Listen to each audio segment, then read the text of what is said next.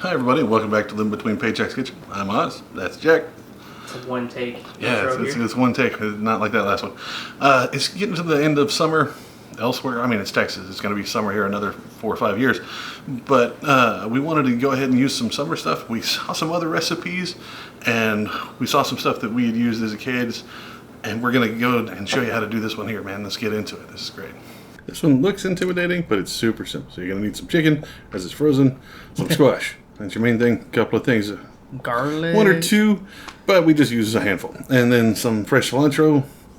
And then we got oregano and, what was the other? Basil. Basil? And then lime juice. Lots of lime juice. Oregano and basil.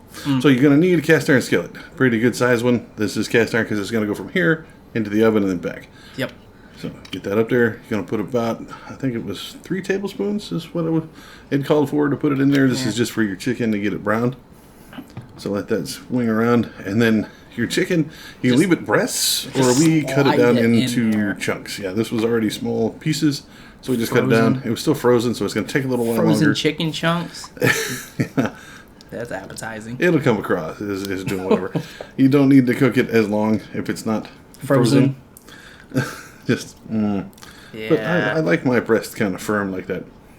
How do and you then like now your squash? Now you can cut squash? this a couple of different ways, right? Like you can take your knife and just cut like rings in it.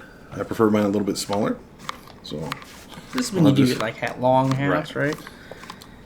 Because you can take it, just cut rings out of it, just be done with it. Now that's what you get. Now get rid of that little butt. That's got the little squishy bit on it. I left mine out there for a minute, but I got rid of it in a second. I hope you got rid of it. I don't want to eat that. 3 squash. Now you don't need this much, but this is enough to feed 4 people. So we used 3 good sized. Yeah, we went a bit overboard with the squash. Well, squash is nice, and it's getting to the end of summer, so you get that. Squash is nice. So, yeah. When you cook it in this, you put it anywhere else, it's just gnarly. This is the only thing I've ever liked squash in. Stick it in a pot and just boil it. It just turns into a pile of mush. Now these bigger ones, I went and cut those down a little bit smaller. But I know people that just cut as thin slices as they could. Yeah. Like, so you quartered that one. Yeah. Just so much squish. That's a lot of squish. Garlic, again, just chop this down. Again, original recipe I was told was 1 or 2. But you like garlic. Poor people, you tell you 1 or 2 and you just go until your ancestors say, that's good. You know. And then cilantro, you can cut this down finer if you want. We just did a real rough chop on these. We're going to fight cilantro for 20 minutes trying to cut it. I mean, but cilantro's good. Now your meat, like I said, as it starts to cook, it'll start to break down into them smaller pieces. If it's frozen, if it's not, just make sure the meat gets on the metal and it'll start to brown, it'll turn gray and then white and then brown. Yeah, if your chicken's thawed, you don't have to do that. Right, you can skip that whole breaking it up part. You can, like I was saying before, you can leave it as a whole breast.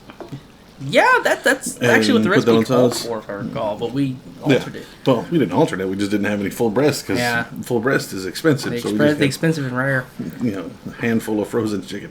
So you get that. It's 1 cup of the lime or lemon juice, or you can use a white wine if you have a white wine, but no alcohol in the house here. Yeah. And then you want your oregano and basil to flavor. I like it. It's pretty good because it seasons the whole thing. So we used about a tablespoon and a half of each one of those. Yeah. And then stir it in there. You put your dries in with your wets. It's just going to float, but that's fine. It's going to go on and season everything else. I just for an ease of application later. Yeah. Be sure to keep stirring your meats, and make sure that the pink is on the metal, so it's getting cooked down. And it's chicken. You really need to let it cook. Yeah, you don't want. It's one of those things. Like, chicken. be sure to check it, pull it up, and you can kind of see where one part is starting to get all brown and sticky, and then the rest is still pink. Yeah, it's not done. Yeah, because it was frozen. So just keep turning it. Just keep letting it cook until it starts browning. Yeah. You don't want to overcook it here because you're gonna have to put it in the stove. So while you're doing this, go ahead and preheat it. Put it in the stove. Put it in the oven. You said stove. Put it in the oven. Can you wait? Where does your oven live? It lives in the stove. Oven lives in the stove? Yeah. Okay. What's happening here? So this is just where it's starting to brown. You just want it here. So you got your oven preheated to 375. All right. So once it starts browning, go ahead and take it and pull it out. Pull the chicken away from it. Just put it in a bowl. Don't worry about cleaning or wiping this down. Just leave that grease and stuff in there, right? You use that chicken with the squash? Right. And then just load the squash onto it. Just as much as you got. Normally, squash is terrible and should not exist, but I give it an exception for this single recipe. This recipe actually broke down pretty well. You can salt and pepper, and you can season it here if you want with anything other than what we've already put in, but this is just the bare minimum recipe. This is what worked out really well. Yeah. So what was the purpose of taking the chicken out? So the chicken can be on top. So the chicken can be on top. Right, so all the drippings are going to go down into where the soak into the squash. Right. Put your garlic and stuff on top, but the only thing you're not going to put in here is your cilantro. Wow.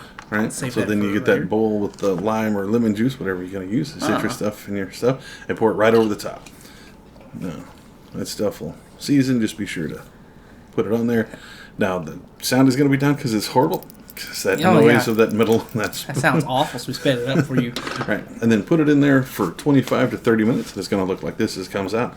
Put it right back on the stovetop for about medium to medium low. You don't want it too high. This is simmer point. Right.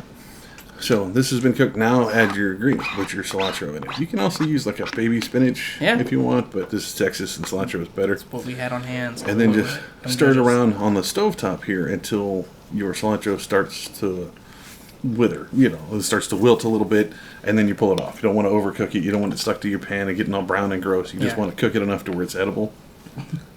You don't want just like raw cilantro, I guess. But here you go. I mean, it took us maybe 5 minutes on medium-low heat just to start to wilt it just a little bit.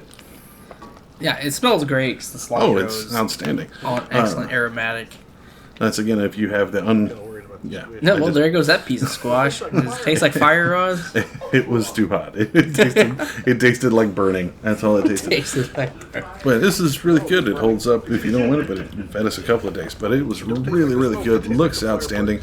We use this as a full meal. We didn't add anything with it. No, this was a lot of food. It's a very big skillet. It's very good. But there you have it. And I guess it cost us, with the chicken and the squash, it cost us about $6-7. Yeah. Just because chicken is expensive. Squash is cheap. You can get a lot of squash for nothing. Cilantro is cheap too, as well as garlic. It was just the chicken cost so much. But you're going to need a cast iron skillet. I need to reiterate that. Don't do this with anything that's got a plastic handle. Nope. Or non-stick coating to it. Don't do that. And there you have it, a roasted cilantro and lime chicken squash thing, which is really good, looks outstanding, and it tastes excellent. Yeah, I think it's the first time I've ever had squash and I didn't immediately spit it out. Right, so squash is usually something I don't deal with, but that worked out really well. Try it at home, put it in the comments, see what you did differently, or if you did the same way, how it turned out, let us know. Be sure to like, share, subscribe, ring the little bell down there so you get notifications when we pop up. You can find us here on YouTube, Tuesdays and Fridays. Every week, like always, apparently. And then you can find us on Facebook at Living Between Paychecks Kitchen there. Pinterest, we're on there. Instagram at Living Between, or on Patreon. If you want to help us out, we very much appreciate it. Got some cool stuff over there. You can look us up at Living Between Paychecks Kitchen there too. Yeah. Jack is opening the salt, because we got to get into that. I bought sea salt. I can't help it. Got to watch sea salt, and Ezra's in the back. He's helping us out. So we'll see you next time. Thanks.